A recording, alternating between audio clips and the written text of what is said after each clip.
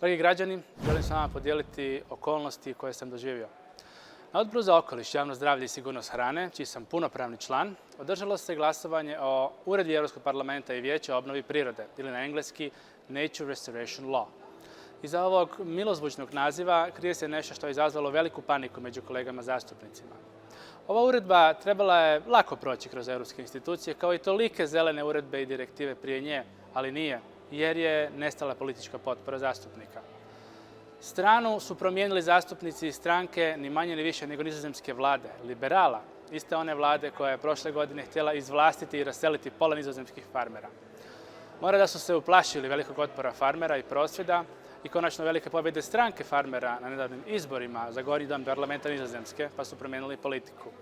Osim njih, stranu su promijenili i njemački i drugi zastupnici iz kluba Pučana, što je omjer snaga u odboru od 88 članova stavilo na pola-pola. Inače, ovaj prijedlog je u ime komisije gurao moćni komesar Timmermans, zadužen za zeleni plan i klimatsku akciju. On je komesar upravo i Nizozemske, ali iz redova socijalista. Prije samog glasovanja dogodilo se još nešto nevjerojatno, a to je da su čak dva odbora koja su davala mišljenje o ovoj uredbi, Odbor za poljoprivredu Agri i Odbor za ribarstvo Peć, se oboje izjasnili negativno. Glasovanje na matičnom odboru, mojem odboru za okoliš Envi, 15. lipnja je trajalo čak 4 sata, kada je predsjednik u dramatičnim okolnostima glasovanje prekinuo i prebacio ga na sljedeću sjednicu, gdje je konačno dovršeno 27. lipnja, pred neki dan. Ideja ove uredbe je da se određena staništa vrate 30, 50 ili 100 godina unazad. Uredba postavlja posebne ciljeve za obnovu degradiranih kopnenih i morskih područja kroz mjere kao što je ponovno vlaženje sušenih stresetišta, povećanje urbanih zelenih površina, odnosno nerealistično stvaranje čak 25.000 km rijeka koje slobodno teku. Ove i druge mjere dovode do stvaranja novih strogo štićenih područja i izvan već postojeće mreže Natura 2000. Dakle, ono što je napravljeno, izgrađeno, naseljeno ili obrađeno treba poništiti, treba vratiti u prvobitno stanje i treba naseliti vrste koje su tu nekada živjele.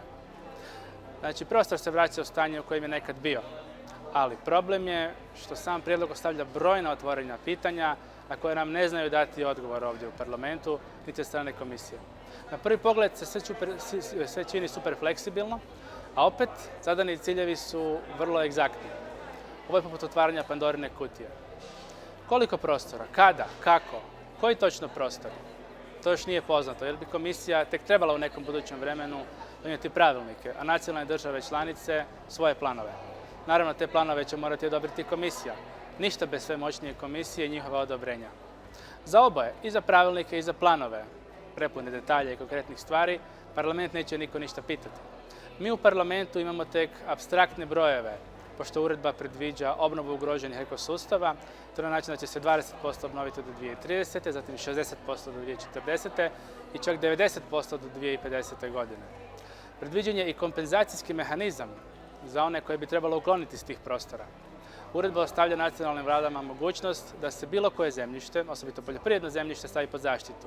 Da se izvlaste njezini vlasnici i uklone korisnici, zadirući tako duboko u prostorne planove. Nisam mogao poduprijeti ovu uredbu.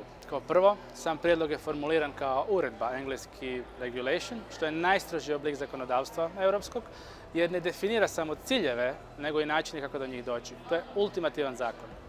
Drugo, uredbe se inače mogu složiti da vrijede na neko vrijeme, pa se dakle od toga produžuju, ali ova nije tako složena, već je predviđeno da ostane na snazi zauvijek. Prijedlog nisam podupro jer nije dobar za Hrvatsku. Nama treba više poljoprivredne proizvodnje, trebamo jače ribarstvo, jaču poljoprivrednu proizvodnju, revitalizaciju sela, više ljudi u ruralnim prostorima, a ne manje. Trebamo hrvatski zeleni pojas. Problem sa preopterećenim okolišem možda imaju neke gusto naseljene europske zemlje, ali to je njihovo unutarnje pitanje, a njih zastupaju njihovi zastupnici. U Hrvatskoj je čak 36,8% kopnenog teritorija te 9,3% mora obuhvaćeno ekološkom mrežom Natura 2000. Prirode i divljine u Hrvatskoj imamo mnogo i 1/3 države nam je gotovo prazna. Vukovi lisice su se namnožili i ometaju nam poljoprivredu, a divlje svinje došle su nam na ulice glavnog grada. Već postoje razne direktive i uredbe, poput direktive o staništima ili direktive o pticama, ali jesu li one uspjele spriječiti recimo masovnu ilegalnu golu sječu šuma u Hrvatskoj? Naravno da nisu.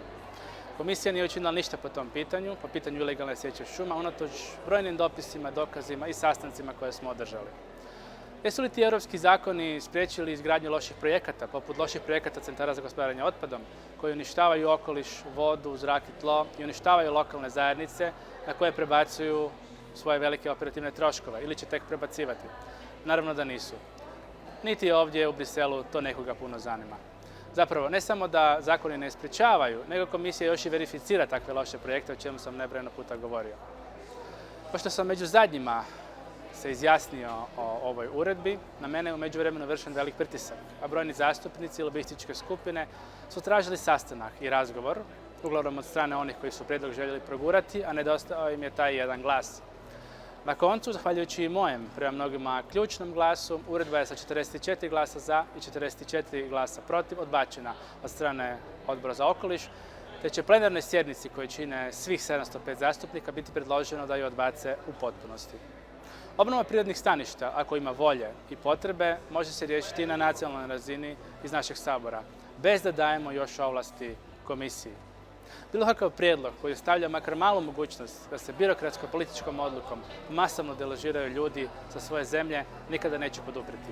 A zadnje događanja u Nizozemskoj potvrđuju da te šanse su i više nego male. Hvala.